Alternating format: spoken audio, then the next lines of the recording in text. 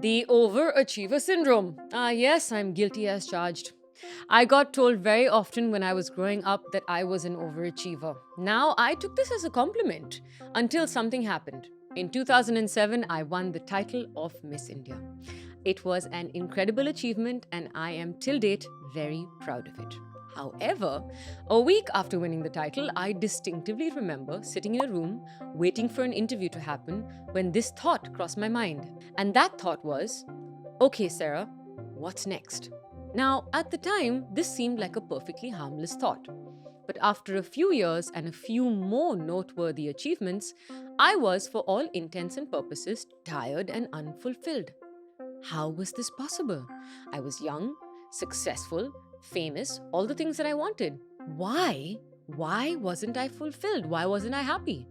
It dawned on me slowly and painfully that it was because I was looking for the next big thing all the time.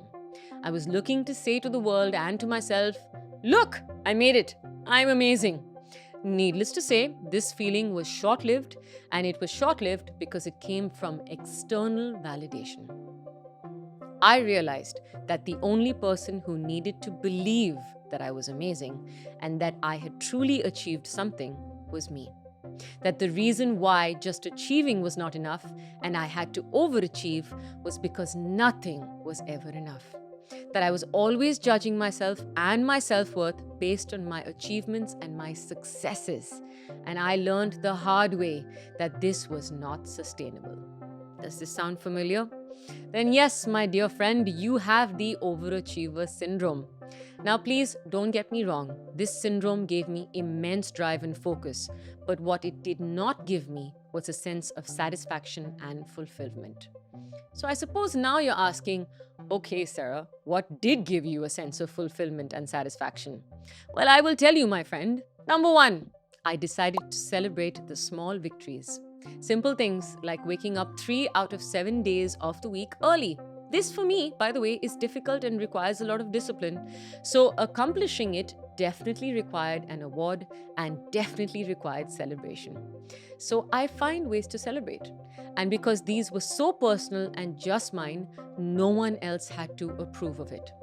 These became real successes to me. Number two, gratitude. This I cannot emphasize enough. Being grateful for the little things can make space for large amounts of fulfillment. I have a gratitude practice that's super simple. Every night before I go to bed, I think about 3 things that made my day. So simple things like the perfect cup of coffee or catching a rickshaw that didn't reject me when I was late to go somewhere I needed to.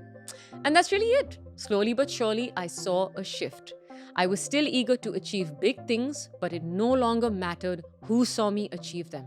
As long as I saw me and I recognized that I was worthy, no matter what title or what award I was given.